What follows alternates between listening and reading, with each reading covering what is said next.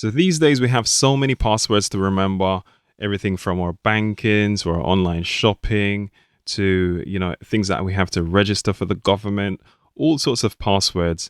How do you actually choose and manage all these passwords? That's what I'm going to talk about today on Future Steps Creative. Hey everyone, this is Marlon from marlonmcpherson.com, where I do content here on the podcast as well as on YouTube around content marketing and website strategy and just online strategy in general. So if this is the sort of thing you're into, feel free to subscribe and follow the content. So with so many passwords, as I just said, to remember, how do we actually manage these in our day-to-day lives?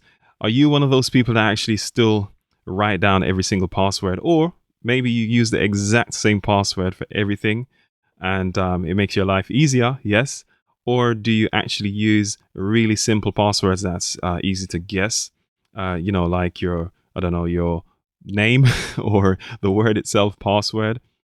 Well, the reason for this topic today is the fact that this is something that affects us on a day-to-day basis. And there is a system that I use or a way that I approach this. And I'll get into that in just a second. But I think for a lot of people, they don't actually think about password management and how they actually choose their passwords until something happens, like something gets hacked, like one of their online accounts. It could be your email, it could be possibly your online banking, and you lose money. But in the context of what I do, it could be your website. So one of the things that you have to do is make sure that your passwords, the password that you choose is strong and it actually isn't going to be easily hacked. And the way that's done on a website, for example, is first of all, no website is 100%, no platform is 100% secure against vulnerabilities, because there's always going to be some new backdoor or some new way of a person or a cyber attack to take place, come in and actually just do some kind of hacking and breaching the system to grab your valuable data, and that's primarily what they're after, or your money in the case of your bank or anything like that.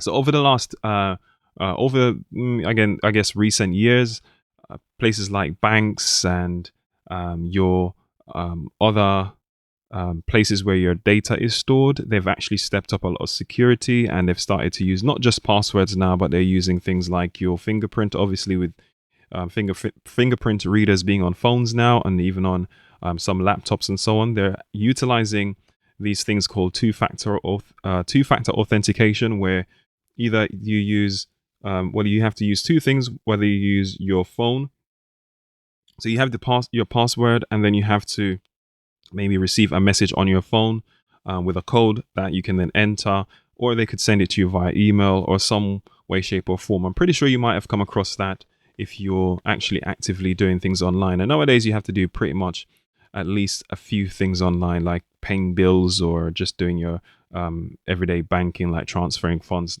etc. So that being said, I'm going to pull up a quick article here from iThemes.com. So iThemes is a security company, a security company that provides security plugins, or a plugin actually, for WordPress, which is a website platform that I use. And what they're saying here is that obviously there are certain passwords that you shouldn't use, like 123456 or the word password, as I've mentioned before, anything that's easily guessable, because what happens is that these things can be just a matter of minutes for them to be cracked. And the way that these things are actually cracked is that it's not someone that's sitting down trying to guess the password to try and log into your website or a website that you have an account with or something of that nature. They're actually using sophisticated software that goes and tries so many different combinations of letters and or characters to see if one of them works. And believe it or not, a lot of people use very common, easy to guess passwords. So they would try those first passwords. And if they obviously get some headway with that, then guess what? You're breached. And you might get an email, like I've had emails from eBay, for example, because I have had at least twice now where I've had an email to say, look, seems like there's been an issue on your account. I think they're just overly cautious. I didn't see any activities to suggest that someone actually was using my account. Nothing was purchased, but they just gave me a heads up to say, look, you need to change the password. And I guess I had maybe like a weaker password before, but even since I've changed it to maybe like what I think is a stronger password anyway, or at least at that time, they've actually asked me to change it again recently. So, you might have come across that as well. So never use um, simple passwords. And I know it makes your life a little bit more complicated and so on, but it's one of the easiest ways for if you have a WordPress website, for that to get hacked, because they're running these bots, these softwares that actually just go in and try and crack your password. And that's one of the number one ways, like I said, for them to gain access to your website. So that's an easy way for you to actually prevent that from happening, is to put in a strong password. So some of the things that they say here, I'm just going to run through. They say use strong, complex passwords. So what I've started to do with WordPress websites, or just in general, is to use like a 12-digit, 12-character password. So that's the longer it is, obviously, the harder it is, the more sequences these bots would have to go through to actually crack your password. But in addition to the length, make sure you use a combination of symbols and other characters, letters, numbers, symbols, and have upper and lowercase, so randomized as well. So it shouldn't be something that's necessarily readable, that you can look at it and say that's a word. But yeah, the more complex you make it, then the harder it is to crack. But on the flip side of that is you can't remember these passwords, right? Another thing they say is don't reuse passwords. And then they say, again, if you're on a WordPress website, don't stick with using admin as your username. You should always change it to something that's different to that, because that's the default. And if they get that part of it right, they are halfway there, basically, or at least a significant part of the journey there has been complete for them. All they need to do is crack the actual password, because they've got the username as admin, and that's probably one of the first things they're going to try. And I've talked about adding two-factor authentication. You can do this to WordPress. Lots of companies do that nowadays, where you have to pair that up with something else, not just a password. And if you're trying to lock people out, you can use a limited lockout system, where if somebody tries your password a certain number of times and it fails, they guess it wrong, or it's just wrong, they'll get locked out of your website and they can't actually try again. If they were to try again, you'd have a certain amount of time that has to pass. So that's one of the security measures that could be put in place. Anyway, that being said, let me just flip back over to what I want to mention here. So how do you choose to manage your passwords at the minute? So the tips I'm giving you just now, some of these I've got written down here as well from iThemes. It corresponds with that. So never use something obvious like password or 12345. And then the second thing I've got here is don't write them down. I've got the sentence wrong here, but don't write it down somewhere where it can easily be found, basically. So it's not just about online. It's about if you write it down in a notebook, for example, and you lose that notebook, and let's say you've got the details of what that password is for, which is a bit silly, because then, once someone sees that, they're able to like say, okay, this is my online banking details, or this is my, I don't know, my email account and my password. They can basically take over that thing, change the password, and then you're locked out. And then you have a hard time to now prove that that's not you. And the third tip that I have for you is kind of having me segue now into how you actually deal with remembering these passwords. The key is you don't, is to use a password manager. So if you don't know what a password manager is, it is a system. It could be an app or a website, or it could be on your computer. It's a way of you having a secure way of storing passwords in a database. And you can access this database with all your passwords or all your login details that you need to use for all your online services or anything else could be offline as well. You can access all of these with one master password. So the key here is that you only need to remember one primary password. So if you forget this password, then obviously you can't get into the database to see all your other passwords because it's encrypted and there's no way you're going to crack it, right?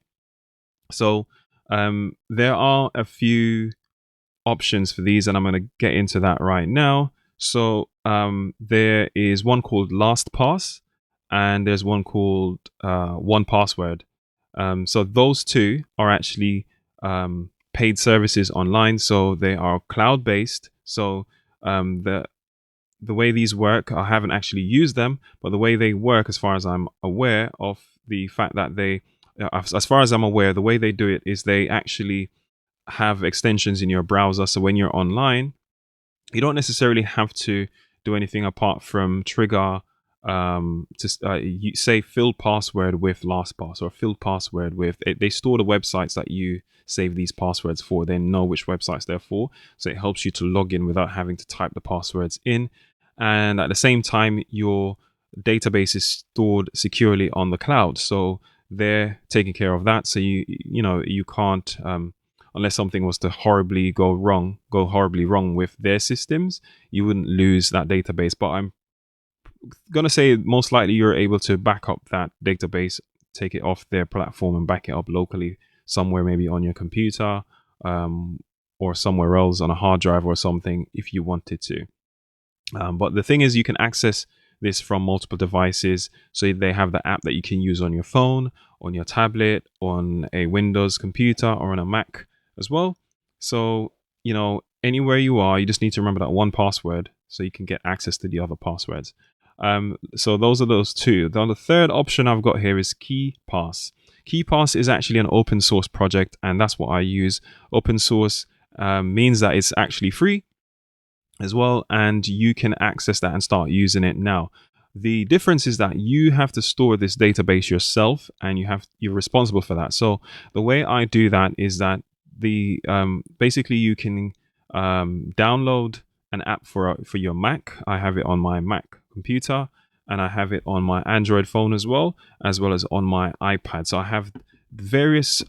There's no central app that connects with this system. So the system is just a database essentially that stores a password, and it's then accessible by particular apps that have been written for it. So what happens is that you have to have that file. You can have it locally on your computer, and that's fine.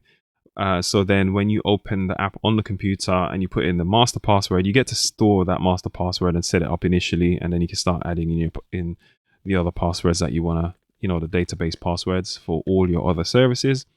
If you just store it on the computer, then that's the only place you can access it. In order for you to access it on your multiple devices and have it sync across all of them, that database, instead of storing it locally on the computer, what you can do is store it on your cloud service, whatever you use. So it could be Google Drive, it could be Dropbox, or any of the other cloud storage solutions that syncs across with your multiple devices. So that's what I've done. I've stored the database in Google Drive, and that then allows me to access it on my mobile devices as well. So with that being said, let me just run through the apps that I actually have installed to access KeePass. So first of all, you can check out KeePass over on KeePass. So it's keepass.info. So keepass.info has the information about that open source project. So on my Android, I have KeePass 2.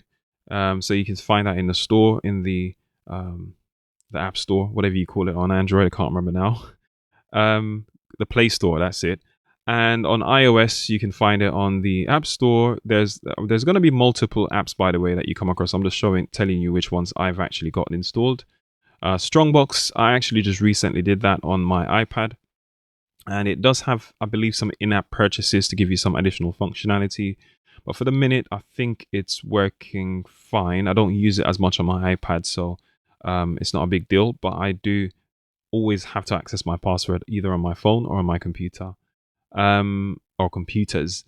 And then, yeah, I explained to you that it syncs up to the cloud, and what I do is as well is I don't just keep that one database file. I sometimes copy that file to another location, and I'll like email it to one of my other email addresses. So there's always some way of backing it up. So if anything happens and I was to like somehow lose that database file, at least I can go back to wherever else I've got a backup of it, and all I need to do is just tell the app I'm using where the database is, and you're good to go. Um, I hope it doesn't sound too overly complicated, but once you've got it set up, it's straightforward. I've been using it, using this sort of system for at least 5 years now, and it's basically saved me a lot of headache and time trying to figure out passwords. Right, before that I would be like, oh, forgot password, and I have to reset my password for a lot of things that I don't access all the time. And with things now becoming so vulnerable online, it's best to have, passwords that are secure and or harder to crack. And these softwares actually allow you to generate these difficult passwords, so you don't have to make something up. It will just randomly generate a password, and you just make sure you save that and then use that as your password for the various services. So that's how I approach it now. Yeah, so that's pretty much all I wanted to go through on this episode of the podcast. Hopefully that's been helpful. If you got any questions about what I've just talked about, just leave me a comment if you're watching on YouTube, or you can drop me an email over at on my website, marlonmcpherson.com. Just use the contact form, or you just email info@marlonmcpherson.com. Thanks for listening and watching. Hopefully you've got some value from this. And I will catch you in the next episode of Future Steps Creative soon. Take care. Peace out.